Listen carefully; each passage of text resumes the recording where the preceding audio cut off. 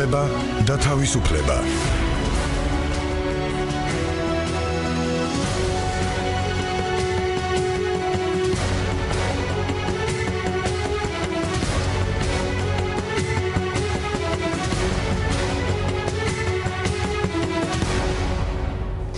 მოგესალმებით, რადიო პირველი არხი წარმოგიდგენთ გადაცემას უფლება და თავისუფლება. გადაცემას მე და იმერლიშვილი გაუძღვება. დღეს ჩვენ ვისაუბრებთ ადმინისტრაციულ სამართალდარღვევათა კოდექსზე. ამ თემაზე სასაუბროთ ჩვენთან სტუდიაში იმყოფებიან ნონა ქურდოვანიძე, საქართველოს ახალგაზრდა და იურისტთა ასოციაციის იურიდიული დახმარების ცენტრის კოორდინატორი, თამარ გვარამაძე, საქართველოს სახალხო დამცველის პირველი მოადგილე და სოფო ვერძეული, EMC-ის მართლმსაჯულების და დემოკრატიის პროგრამის დირექტორი. ძალიან დიდი მადლობა ჩემს სტუმრებს მოსვლისთვის. მსმენელს მინდა შევახსენო, რომ ადმინისტრაციულ სამართალდარღვევათა კოდექსის პროექტზე მუშაობა სამართალდარღვევათა სისტემის რეფორმის ხელშემწყობმა სამთავრობო კომისიამ დაახლოებით 2 წლის წინ დაასრულა, თუმცა შემდეგ შეჩერდა ეს პროცესი და პროექტი ამ დრომდე არ არის ინიცირებული საქართველოს პარლამენტში.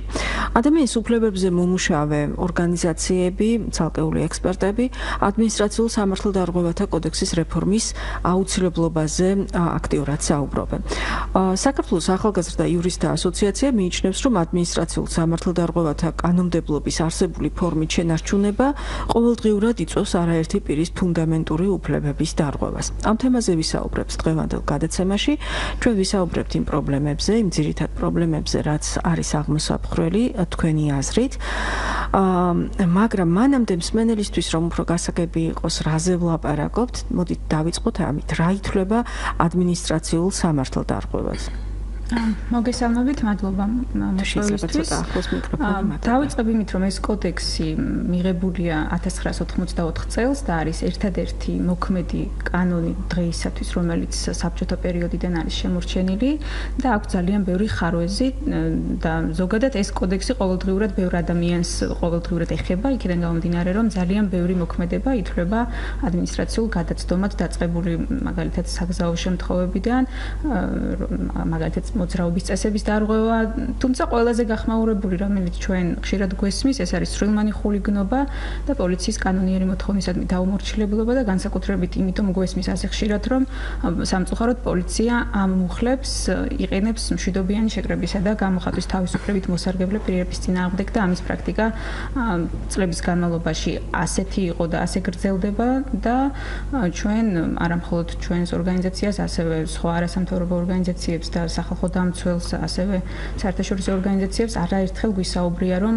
ამ ნორმების, ამ მუხლების გამოყენება დღეისათვის არის პრობლემური, ბევრი თვალსაზრისით. დავიწყებ იმით, რომ ზოგადად რა პრინციპზეც დგას დღეს ადმინისტრაციულ სამართალდარღვევათა კოდექსი, არ შეესაბამება იმ ძირითად სტანდარტებს, რასაც უნდა შეესაბამებოდეს, მაგალითად, მტკიცებულებები, რომელიც დღეისათვის საკმარისად მიიჩნევა სასამართლოში სამართალდარღვევით დასადასტურებლად, არის ძალიან მინიმალური სტანდარტი, რომელსაც სასამართლო იყენებს და მხოლოდ პოლიციელთა ჩვენებების საფუძველზე შესაძლებელია, რომ პირი ჩაითვალოს სამართალდამრღვევად. რა თქმა უნდა, არის გამონაკლისი შემთხვევები, როდესაც სასამართლო სხვა მტკიცებულებებსაც იღებს მხედველობაში და მხოლოდ პოლიციელთა ჩვენებებზე დაყრდნობით არ თვლის პირს სამართალდამრღვევად, მაგრამ ეს ცალკეული გამონაკლისი შემთხვევებია ხოლმე და სამწუხაროდ ესეთი პრაქტიკა, რომ სტანდარტები აიწიოს ამ ტიპის საქმეებზე, დღეისათვის არ არის მასობრივი. ამიტომ ამ პრობლემის მოგვარების ერთადერთი გამოსავალი ჩვენი აზრით არის კოდექსის სისტემური გადახედვა და რეფორმა, იმიტომ რომ წლების განმავლობაში რაღაცეები შეიცვალა ამ კოდექსში, გაუმჯობესდა, მაგრამ სისტემური ხარვეზები ვერ აღმოფხვრა, ამიტომ ჩვენ აქტიურად ვუჭერთ მხარს კოდექსის რეფორმას და ვთვლით, რომ ამ ფორმით გაგრძელება, მისი მოქმედების ამ ფორმით გაგრძელება არის ძალიან შემლახველი უფლებების ყოველდღიურ ცხოვრებაში და ეს ასე არ უნდა გაგრძელდეს. დიდი მადლობა ნონა. თამარ, თქვენი მოსაზრებით, რა არის უმთავრესი პრობლემები, რის გამოც აუცილებელია ეს კომისია, რომელიც მუშაობდა ამ თემაზე, კვლავ შეიკრიბოს, თუ შეიძლება ესე ითქვას და განახლდეს აქტიურად ამ თემაზე მუშაობა? მოგესალმებით, მივესალმები მსმენელს და ძალიან დიდი მადლობა მოწვევისთვის და ძალიან დიდი მადლობა ამ საკითხით დაინტერესებისთვის. როგორც უკვე ნონამ აღნიშნა, ადმინისტრაციული სამართალდარღვევათა კოდექსი და კიდევ გავიმეორებ მეც, რომ არის ერთადერთი კანონი ქართულ სამართლებრივ სივრცეში, რომელიც შემორჩენილია საბჭოთა კავშირის პერიოდიდან. და ის არათუ ცალკეულ ნაწილებში დაუშვათ და საპროცედურო გარანტიებსაც არ ითვალისწინებს და არ იცავს და ირღვევა ამით კონსტიტუციით გარანტირებული უფლებები, არამედ სისტემურადაც რომ შევხედოთ, ეს კანონი სრულად შეუსაბამობაშია იმ სამართლებრივ სისტემასთან, რომელიც დღეს გვაქვს ჩვენ საქართველოში. და მთლიანად მისი აგებულება, სტრუქტურა, ნაწილებიც კი ერთგვარად შეუსაბამობაშია იმ სამართლებრივ რეალობასთან და სამართლებრივ სივრცესთან, რომელიც საქართველოში მოქმედებს. რაც შეეხება კონკრეტულად თუ რა სახის პრობლემები წარმოიშვება ყოველდღიურად, როდესაც სასამართლო განიხილავს ასეთი კატეგორიის საქმეებს, მაგალითად რამდენიმე მნიშვნელოვანი პროცედურული საკითხი შეიძლება გამოვყოთ, რაც რეალურად ნამდვილად პრობლემურია. მაგალითად საქმის მომზადების პერიოდი.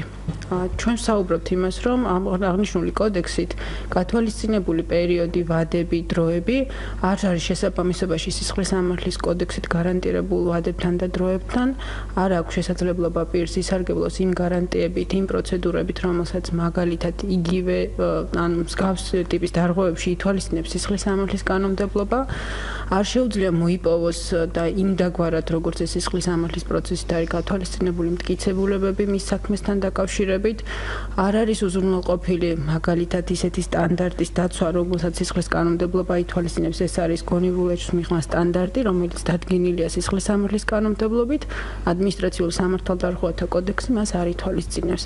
ეს და სხვა რიგი ასე ვთქვათ, ხარვეზები, რომელსაც ეს კოდექსი შეიცავს, არღვევს ზუსტად იმ უფლებებს, რასაც ვსაუბრობთ ჩვენს არასამთავრობო ორგანიზაციებიც და საერთაშორისო ორგანიზაციებიც, რომლებიც წლებია თავის ანგარიშებში მიუთითებენ, რომ ადმინისტრაციული სამართალდარღვევათა კოდექსი საქართველოში საჭიროებს რეფორმას და ცვლილებებს. აღინიშნა აქ, რომ ყოველდღიურად ძალიან ბევრ ადამიანს უწევს ამ კატეგორიის საქმეებში, ასე ვთქვათ, ამ კატეგორიის საქმეებშია ჩართული და მათ მიმართ გამოიტანება არაერთი გადაწყვეტილება ყოველდღიურად. მართლაც ასია, მაგალითად 2017 წლის მონაცემებით დაახლოებით 26,000-მდე საქმეა განხილული საერთო სასამართლოების სისტემაში. ადმინისტრაციულ სამართალდარღვევებს გულისხმობს, შესაბამისად ეს რიცხვი საკმაოდ მაღალია და შეიძლება ითქვას, რომ ყოველ ამ საქმეში სახეზე არის თეორიულად ის პრობლემები, რომელზეც ჩვენ ვსაუბრობთ და ნამდვილად მნიშვნელოვანია ამ კოდექსის დროული შეცვლა, რადგან ყოველდღიურად აი ამ გაზრდილი სტატისტიკა და კიდევ ერთი დამატებულ საქმეში არ გქონდეს ისეთი დარღვევები, როგორც გვაქვს დღეს. ძალიან დიდი მადლობა თამარ. სოფო, თქვენთან მექნება შეკითხვა. ნონამაც და თამარმაც ისაუბრეს იმაზე თუ რას გულისხმობს ადმინისტრაციული სამართალდარღვევა, გადაცდომა, რა სახდელები არსებობს, რა ადმინისტრაციული სახდელები არსებობს და როგორ შეეფარდება ერთმანეთს. ორი სიტყვით მოგესალმებით, პირველ რიგში ორი სიტყვით დავამატებდი იმ პრობლემებზე, რომელზეც კოლეგები საუბრობდნენ. გარდა იმისა, რომ თავისი ბუნებით სამართალდარღვევა, რომელიც წვრილმანი გადაცდომა თუ წვრილმანი ტიპის კონფლიქტია კანონთან და ამის გამო უფრო ფართო საზოგადოებას ეხება, სხვა ბუნებაც აქვს ადმინისტრაციულ სამართალდარღვევათა კოდექსს, რაც კიდევ უფრო ზრდის მის პრობლემურობას და მნიშვნელობასაც სამართლებრივი თუ პოლიტიკური თვალსაზრისით. ეს არის და თუ დავაკვირდებით სამართალდამცავი სისტემის მუშაობას, როგორც წესი, ყველა იმ საქმეში, სადაც იკვეთება შესაძლო პოლიტიკური ნეიტრალიტეტის დარღვევა პოლიციის მხრიდან, სამართალდამცავი სისტემის მხრიდან, როგორც ნონამ თქვა, შეკრება მანიფესტაციაში, დაუსაბუთებელი და თვითნებური ჩარევა პოლიციის მხრიდან და ასე შემდეგ. როგორც წესი, ყველა ამ საქმეში გამოყენებულია ხოლმე სწორედ ეს კოდექსი, გამომდინარე იქედან, რომ ყველა სხვა საკანონმდებლო აქტისგან განსხვავებით, სადაც პოლიციას ცოტა უფრო მეტად უწევს თავის შეწუხება, რომ მტკიცებულებები მოაგროვოს ან სასამართლოში რაიმე ამტკიცოს, ეს არის ფაქტობრივად მისთვის სივრცე, რომელშიც განსაკუთრებით კომფორტულად გრძნობს თავს და მარტივია ამ კანონის გამოყენებით ადამიანების იზოლაცია, დაკავება იქნება ეს თუ პატიმრობის შეფარდება. და ამ მიმართულებითაც არაერთხელ გამხდარა კანონმდებლობის ეს ნაწილი კრიტიკის საგანი. შეიძლება ითქვას, რომ მოქმედ სამართლებრივ სისტემაში ერთგვარი ანომალიაც კი არის. თუ ჩვენ ვლაპარაკობთ კონსტიტუციაში ადამიანის უფლებების სტანდარტების კიდევ უფრო გამტკიცებაზე, სხვა საკანონმდებლო აქტებში ნათელი სტანდარტების დაწესებაზე, ევროპული სასამართლოს პრეცედენტების გამოყენებაზე ადგილობრივი მართლმსაჯულების სისტემაში, ეს კოდექსი რჩება ყველანაირი განვითარების მიღმა და სინამდვილეში მაშინ როცა სამართლის სისტემა ცდილობს რომ წინ წავიდეს ამ ცვლილებების ფონზე, მუდმივად და ძირითადად ძალოვან სისტემას რჩება საგამონაკლისოდ ყოველი შემთხვევისთვის ადმინისტრაციულ სამართალდარღვევათა კოდექსი, რომელიც უკიდურეს შემთხვევაში შეიძლება მათი მხრიდან გამოყენებული იქნეს ყველა იმ პრინციპის საწინააღმდეგოდ, რომელიც სიამოვნებაში კონსტიტუციაში და სხვა აქტებში არის დაცული.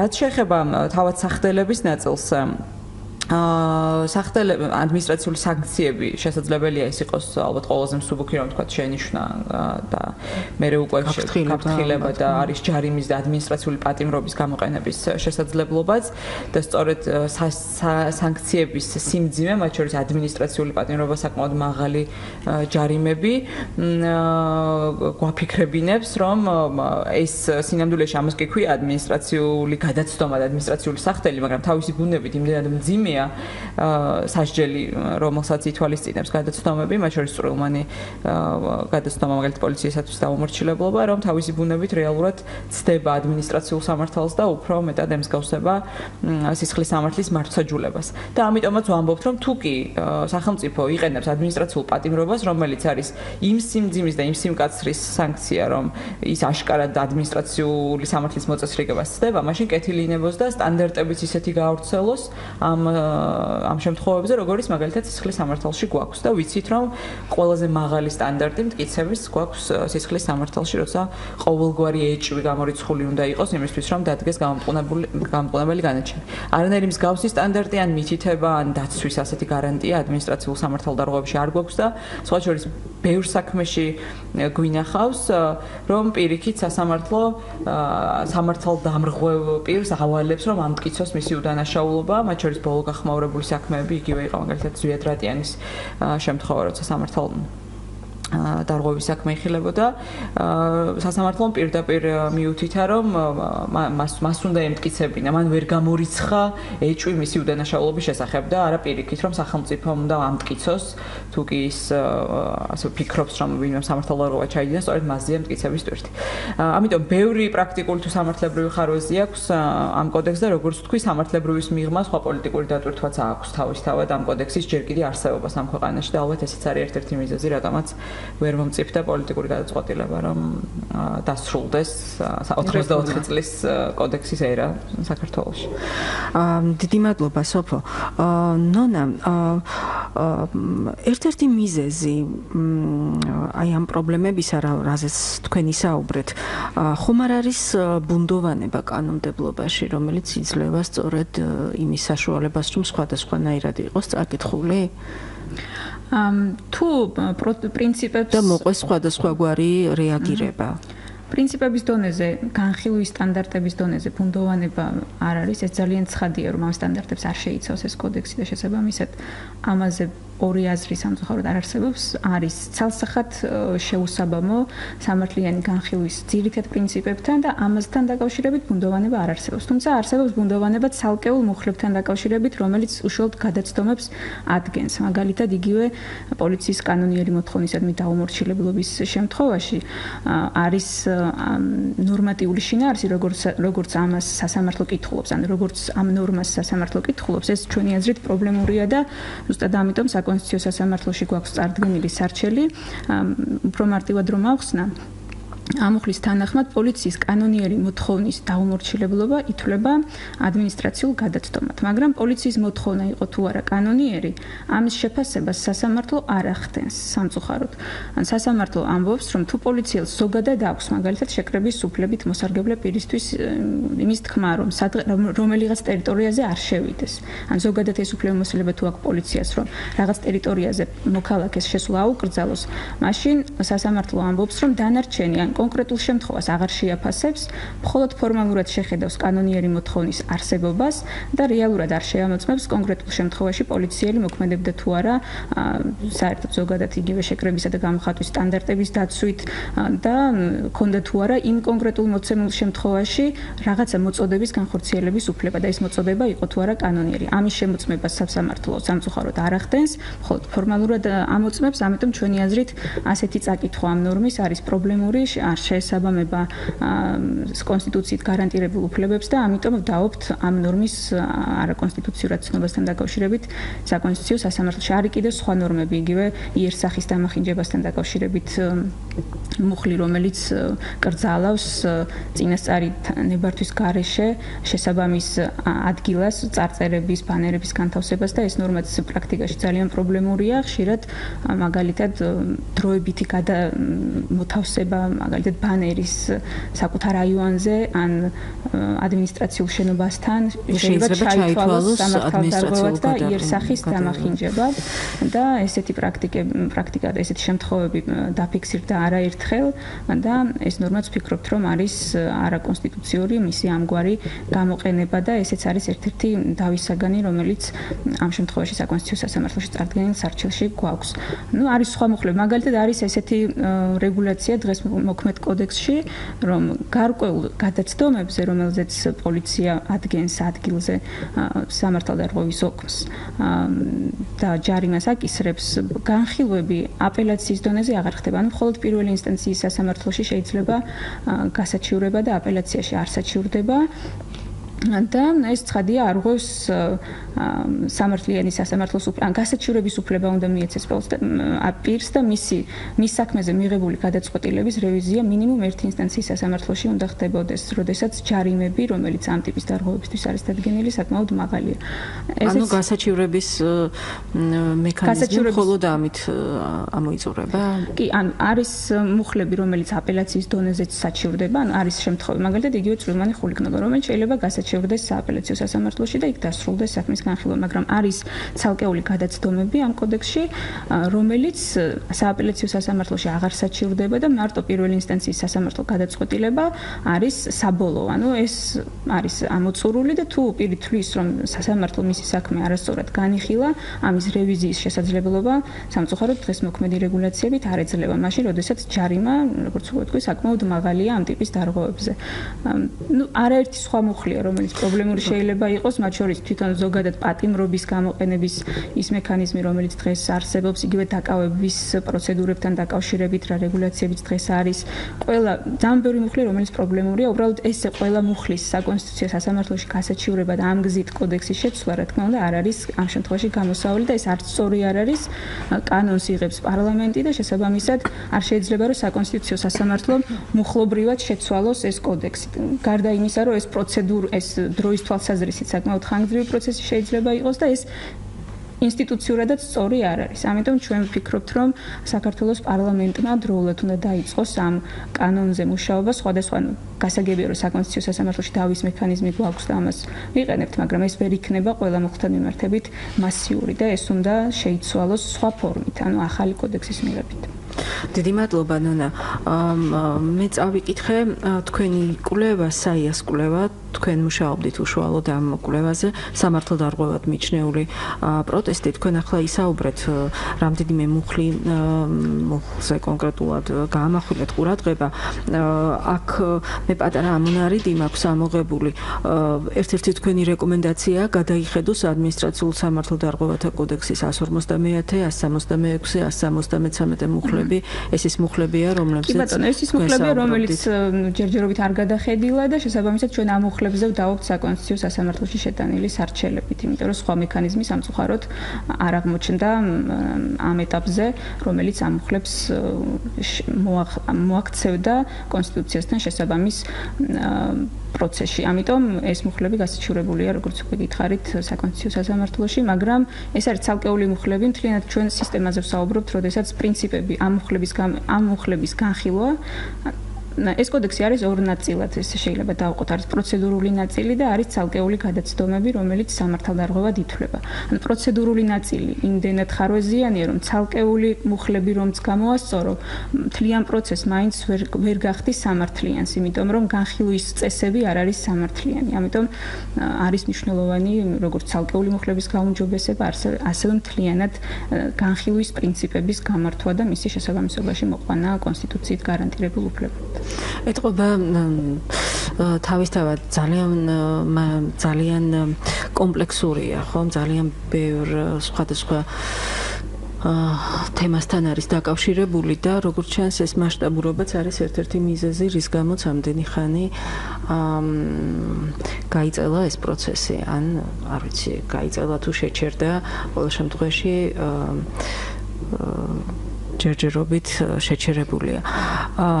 სტატისტიკური მონაცემები რამდენად ცნობილია სახდელებთან დაკავშირებით, რა აი ტენდენცია როგორია, შეგვიძლია ვისაუბროთ იმაზე წინა წლებში როგორი იყო სურათი, ახლა იგივე ადმინისტრაციული პატიმრობა რამდენად ხშირად გამოიყენება წინა წლებთან შედარებით.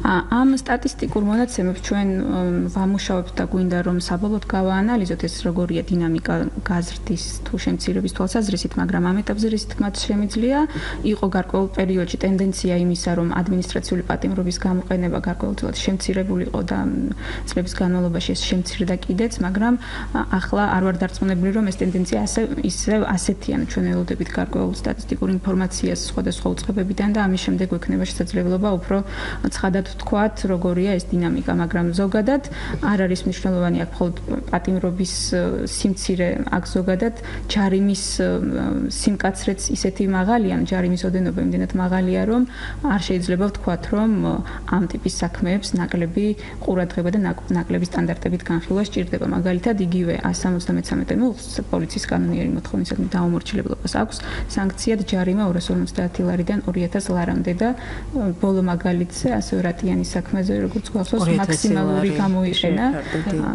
სასამართლომ, ასევე ბექაწიქარიშვილის საქმეზე გუშინ ნახეთ, რომ პატიმრობა იქნა გამოყენებული თითქმის მაქსიმალური ვადით, 15 დღემდეა პატიმრობა და ის წინა დღე ალბათ ჩაუთვალეს წინასწარი მანამდე რაც იყო ადმინისტრაციული დაკავება გამოაკლეს სავარაუდოდ და ფაქტობრივად მაქსიმალური ვადით არის დაკავებული. ამიტომ თავიდანვე შეგვიძლია ვთქვათ, რომ ესეთი საქმეები, როდესაც სასამართლოში განიხილება, მაშინათვე შეგვიძლია ვთქვათ, რომ აქ გარკვეული უფლებები დაირღვა. პოტენციურად დარღვევის რისკები იმდენად მაღალია, რომ რაღაც ცალკეული გამონაკლისები მოსამართლეების რაღაც კარგი გადაწყვეტილებები რამდენიმე საქმეზე თლიან სურათს სამწუხაროდ ვერ ცვლის. აი ამ შემთხვევაშიც ახლა თქვენ ახსენეთ კონკრეტული საქმეები და აი ამ თუნდაც აი ამ კონკრეტული საქმეების მიხედვით რომ ვისაუბროთ, რამდენად განიმარტება მოსამართლის მხრიდან მიღებული გადაწყვეტილება. ვთქვათ, აი რატომ 2 კვირა რატომ მაქსიმალური ვადით, რატომ 2000 ლარი ჯარიმა? ეს დასაბუთების ხარისხი იმდენად ნაკლებია, ანუ საერთოდ გადაწყვეტილებებში სამართალდარღვევის საქმეებზე, რომ ამის ცხადი პასუხი გადაწყვეტილებებში სამწუხაროდ არ ჩანს ხოლმე, ვერანაირად ვერ ვიგებთ. იყო შემთხვევები, რომ წლების წინ, როდესაც ერთი და იგივე მოქმედებებისთვის პირები სხვადასხვანაირად დაისაჯნენ, ანუ ჯარიმები სხვადასხვანაირად გამოეცხადათ, ზოგს მეტი, ზოგს ნაკლები. ბოლო დროსაც ერთი და იგივე მტკიცებულებების ფონზე ზოგი ჩაითვალა სამართალდამცველად, ზოგი არა. ამიტომ ძალიან ულოგიკოა ზოგადად ეს პროცესი. როდესაც გკითხეთ მე ბუნდოვანებაზე, ესეც ვიგულისხმე, იმიტომ რომ კანონში ალბათ უფრო კონკრეტულად უნდა იყოს ხომ გაწერილი, რომ არ მიეცეს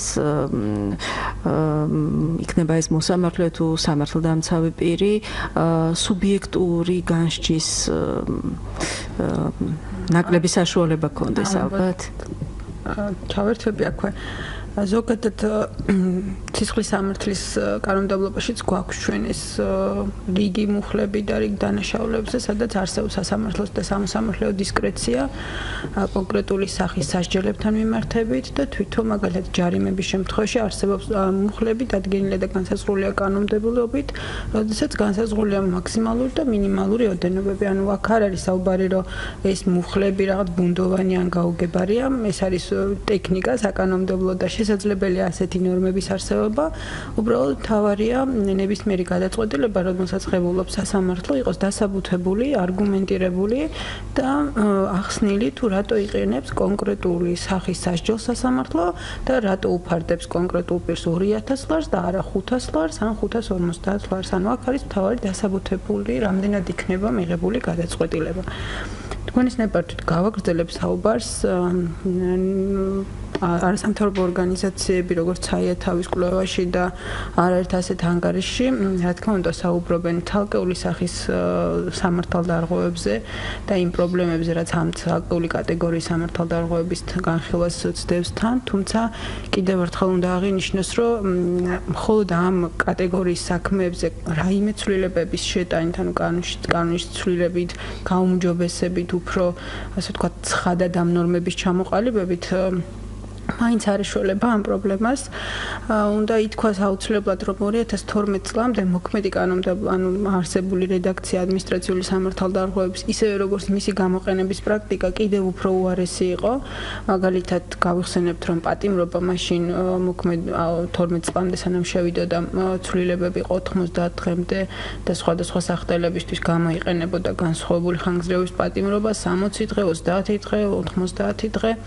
ასევე პრაქტიკულად სასამართლოები ძალიან სწრაფად უმოკლეს ვადებში 15-20 წუთიან პროცესებში ახდენენ ხოლმე ამ საქმეების განხილვას და იქ საერთოდ არათუ სისხლის სამართლის კანონმდებლობით გათვალისწინებულ მაღალ სტანდარტზე, არამედ ადმინისტრაციული საპროცესო კანონმდებლობით გათვალისწინებული სტანდარტების დაცვაზეც კი იყო ზედმეტი საუბარი. მოგვიანებით ეს პრაქტიკა შეიცვალა.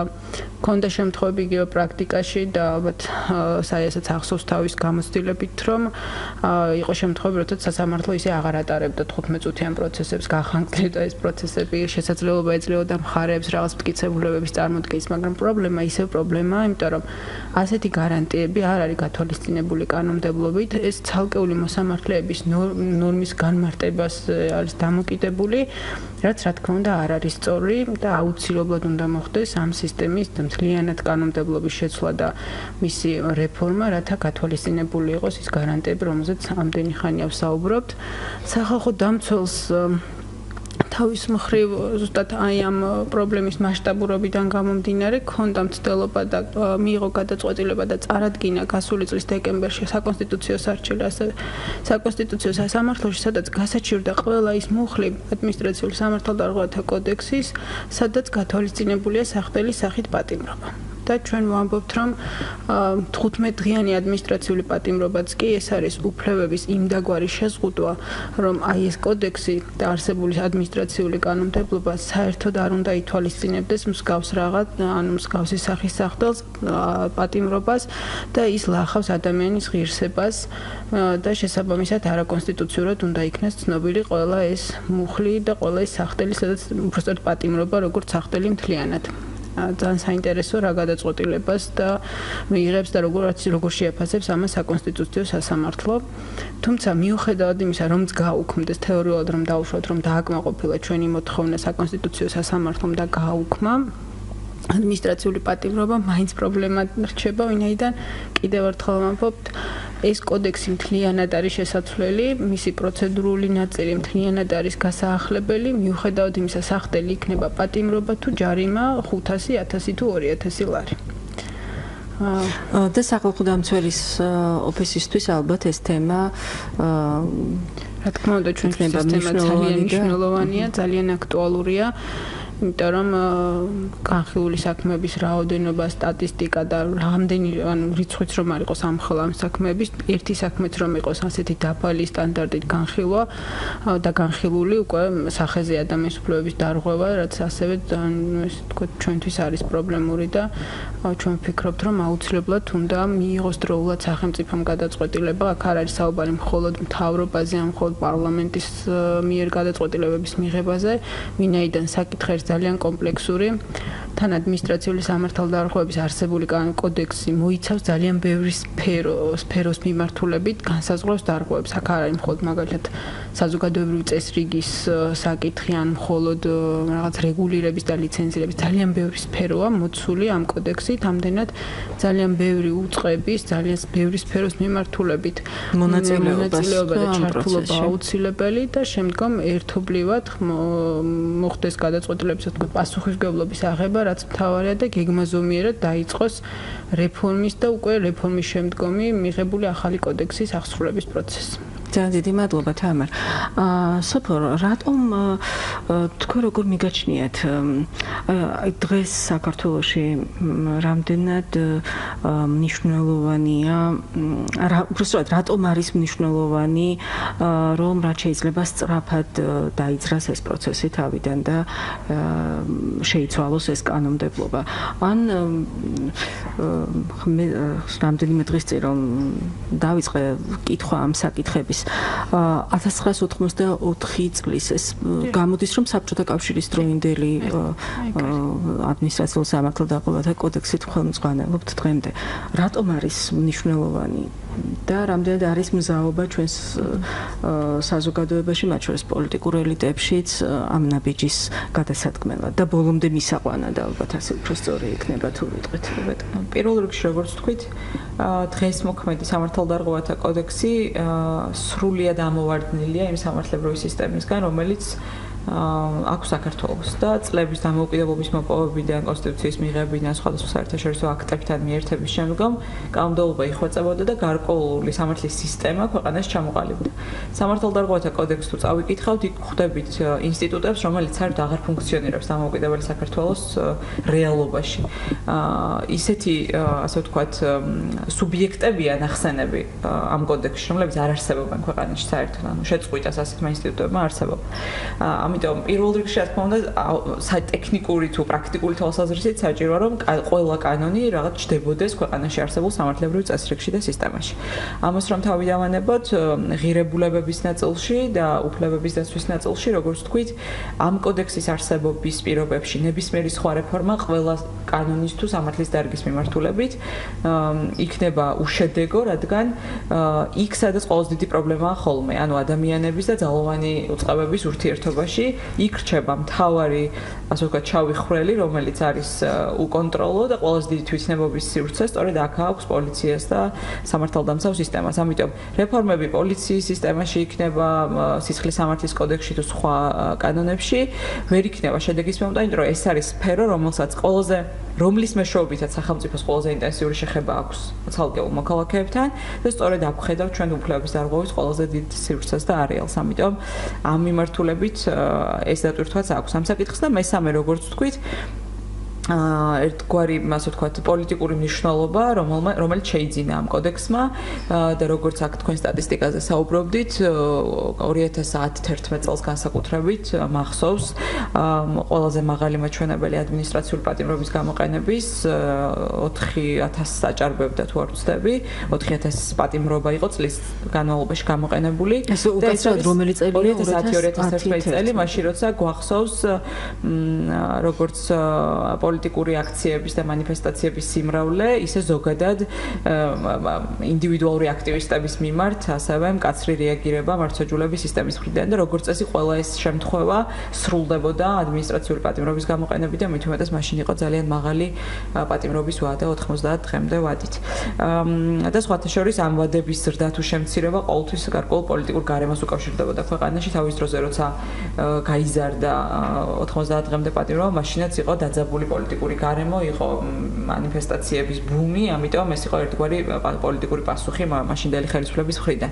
ამიტომ არც ერთ ეტაპზე არ ვართ დაზღვეული, რომ ეს არ განმეორდება და კვლავ ადმინისტრაციული პატიმრობის თუ მძიმე ჯარიმების გამოყენების რუტინული პრაქტიკა არ დაბრუნდება აქტივისტების თუ პოლიტიკური ოპოზიციის წარმომადგენლების მიმართ. მით უმეტეს, რასაც ბოლო დღეებში ვხედავთ, ის სრულიად არათავსებადია, ასე ვთქვათ, რაზეც ნონა საუბრობდა, ხომ, ულოგიკო გადაწყვეტილებები სასამართლოს მხრიდან, როცა ძალადობრივ დანაშაულებზე ადამიანები გარეთ გამოდიან და ინდივიდუალური აქტივისტები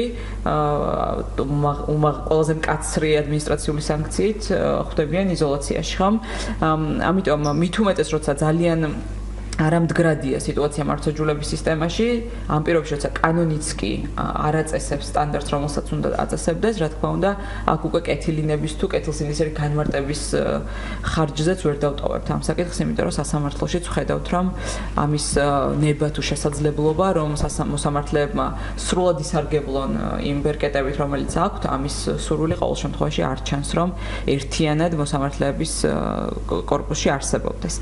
ამიტომ ამ მიმართულებითაც უფრო ნათელი გარანტიების თუ სიმყარის შექმნა გვჭირდება იმისთვის, რომ მაშინ როცა პოლიტიკური დაძაბულობა შეიქმნება თუ გაიზრდება ქვეყანაში, არ იყოს კეთილნებაზე დამოკიდებული ის, როგორ უპასუხებს მართლმსაჯულების სისტემა ასეთ შემთხვევებს. თქვენ რადგან ზვიადრატიანის და ბექას გუშინდელ საქმეებზე საუბრობდით, თქვენ იკითხეთ დასაბუთების ნაწილი. ჯერ პირველ რიგში მინდა გითხრათ, რომ ზვიადრატიანის საქმეში, რომელშიც არც თუ ისე ცოტა მასალა იყო პოლიციის მხრიდან წარმოდგენილი, იყო რამდენიმე ფაილი ვიდეო მასალის, რამდენიმე საათიანი და ასე შემდეგ. უნდა გითხრათ, რომ პროცესამდე, რა თქმა უნდა, არანაირ მასალაზე ჩვენ ხელმისაწვდომობა არ გქონია დაცვის მხარეს, ანუ ადვოკატს და პროცესზე როცა ვთქვით, რომ შეუძლებელია პოზიცია დავაფიქსიროთ მტკიცებულებებზე, რომელიც არ გვინახავს, მათ შორის ისინი დასაშვებად უნდა იყოს თუ არა ცნობილი, არ ვიცით, იმიტომ რომ არ ვიცით რა გზით არის მოპოვებული, არ ვიცით რას შეიცავს და ასე შემდეგ. მოსამართლემ რამდენიმე წუთიანი შესვენება გამოაცხადა, დაახლოებით 10 წუთი მოგცა იმისთვის, რომ მთელი რიგი დოკუმენტები და მტკიცებულებები გვენახა და პოზიცია ჩამოგვეყალიბებინა. ამიტომ ამ ნაწილშიც ხო დაცვის მხარის მომზადება, საერთოდ რამდენად საკმარისია დრო, იმიტომ რომ იცით რომ შემჭიდროებულ ვადებში იხილება, მით უმეტეს თუ დაკავებაა გამოყენებული და ადმინისტრაციული პროცესი დაკავებულის მიმართ ინიშნება საკმაოდ მცირევა და პრაქტიკულად შეუძლებელია დაცვის მხარემ თავისი მტკიცებულებები დამოუკიდებლად მოაგროვოს, ან მოწმეების მოყვანა მოახერხოს, ან რაიმე ვიდეო ჩანაწერის მოპოვება მოახერხოს და მით უმეტეს თუ მეორე მხარის მტკიცებულებაზეც არანაირი წვდება პროცესამდე არ აქვს, პრაქტიკულად ადამიანი შეიძლება დაცვის გარეშე დარჩეს, ეფექტური დაცვის გარეშე დარჩეს და იქ ადვოკატის ყოლას მხოლოდ ის დანიშნულება აქვს, რომ რაღაცა ველური პირობებში არ მოხდეს ადამიანის მსჯავრდება. რაღაც მინიმალური დაზღვევის ფუნქცია თუ რჩება ადვოკატს და მეტი არაფერი. რაც შეეხება დასაბუთებას, გახსოვთ ზვიადრატიანის პროცესზე, მოსამართლემ განაცხადა, რომ ჯარიმა გამოიყენა მხოლოდ იმიტომ, რომ იყო სადღესასწაულო დღეები და მოდიოდა ახალი წელი, თორემ ის შეუფარდებდა პატიმრობას. ხო, ხა ესეც აჩვენებს, რამდენად გაუცნობიერებელია, ჩემი აზრით, სასამართლო რამდენად ვერ იზიარებს, ასე ვთქვათ, ვერ იაზრებს, რას ნიშნავს ადამიანის იზოლაცია, თუნდაც 1 დღით და თუნდაც 15 დღით. ესეც არის სუბიექტური თუ კეთილი ნება თუ ხო, ეს რა თქმა უნდა დისკრეცია ცხადია, მოსამართლეს ხა კანონი ვერ დაუწესებს კონკრეტულ შემთხვევაში ჯარიმა გამოიყენოს პატიმრობა რა. თუმცა აქ დამოკიდებულებას აჩვენებს ეს საკითხი, ხომ ჯერ ეს ერთი თუ კი პატიმრობაა შესაფარდებელი, სადღესასწაულო დღეებს არაფერი მნიშვნელობა არ აქვს და ასე მაშინ შეიძლება მკვლელები დატოვონ გარეთ ახალი წლის გამო, ხო? ამ პირიქით, ხო? ანუ უბრალოდ ეს დამოკიდებულების მაჩვენებელია, რამდენად მსუბუქად და მჩატედ უყურებს თვითონ სასამართლო სისტემა ამ ტიპის სანქციების გამოყენებას. 2000 ლარი, 15 დღიანი პატიმრობა, თითქოს ვაპარაკობთ 1 საათზე ან რაღაც 1 ლარზე. დაახლოებით ასეთი არის თვითონ მართლმსაჯულების სისტემის დამოკიდებულება ასეთი პროცესების მიმართ და ეს 15 წუთში პროცესების დაწყება და დამთავრებაც ამას ნიშნავს, რომ კონვეიერული სისტემით ადამიანები შედიან და გამოდიან. სამწუხარო ის არის, რომ ალბათ იმიტომაც ვერ დამთავრდა ეს პროცესი აქამდე, რომ საზოგადოებამაც არ დააყენა კრიტიკული მოთხოვნა, როგორც ეს სხვა თემებში მოხდა, მაგალითად, ხო, რაღაც თემებში მოხერხდა, მომწიფდა, რომ უფრო კრიტიკული მასა შეიკრა, სადაც დადგა რეფორმის საკითხი უფრო მწვავედ, ხო? აი, რატომღაც საზოგადოება ერთიანობაც ამ დრომდე არ ჩანდა, მაგრამ მე ვფიქრობ, თუ კი მით უმეტეს ასეთ საქმეების რაოდენობა იზრდება, სადაც პატიმრობის გამოყენების მაჩვენებელიც იქნება უფრო მეტი, მით უმეტეს ყველაზე მკაცრი სასჯელის, ალბათ საზოგადოების აზრიც უფრო სწრაფად მომწიფდება, რომ და აი ამისთვის მაშინ რა უნდა გაკეთდეს, სრულდება ჩვენი გადაცემაც და აი ამით დავასრულოთ, აი რა იქნება მაშინ თქვენი შემდგომი ნაბიჯები, როგორ უნდა შეიქმნას საზოგადოებრივი აზრი აი ამ თემასთან, როგორ უნდა შეჯერდეს საზოგადოების აზრი ამ თემასთან დაკავშირებით. ჩვენ თუ საუბრობთ კონკრეტულად ინდივიდებისთვის ამ ინფორმაციის მიტანას და ამ საკითხზე მათ ყურადღების გამახვილებას, ჩვენი რესურსები, რასაც გაწდება და რაც შეგვეძლება, რა თქმა უნდა, ამას შევეცდებით, რომ მათი ინფორმირებულობის დონე ამ საკითხებზე გავზარდოთ, მათ შორის მივაწოდოთ ინფორმაცია, რომ ის პროცესები, რომელიც მათ უტარდებათ სასამართლოში 15 წუთში, პრობლემურია და მათ ფუნდამენტურ უფლებებს ეხება, მაგრამ გარდა ამისა, შევეცდებით, რომ ბიძან ხელისუფლებასთან თანამშრომლობასაც გულისხმობთ მე აი ამ საკითხების ირგვლივ.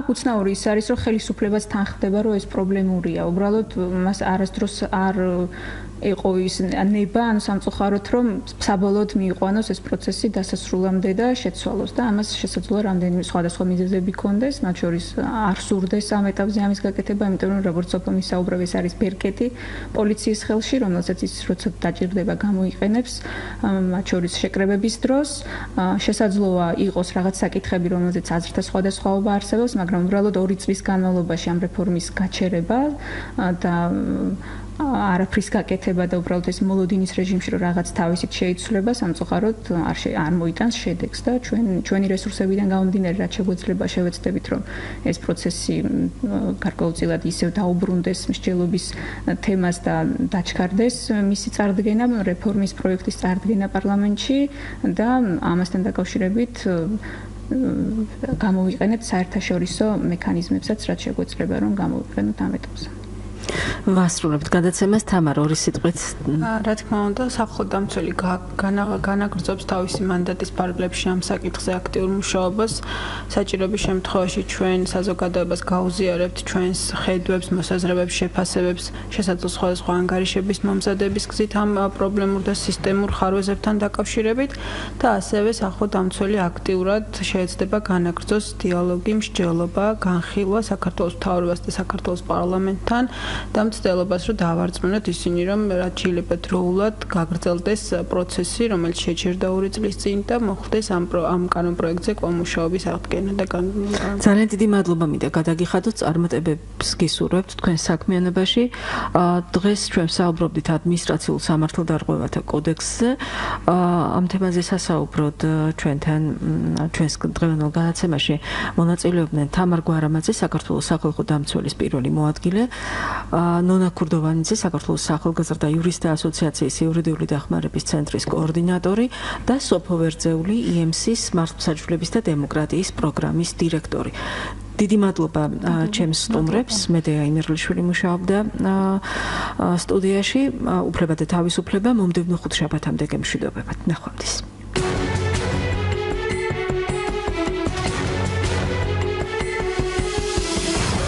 უფლება და თავისუფლება.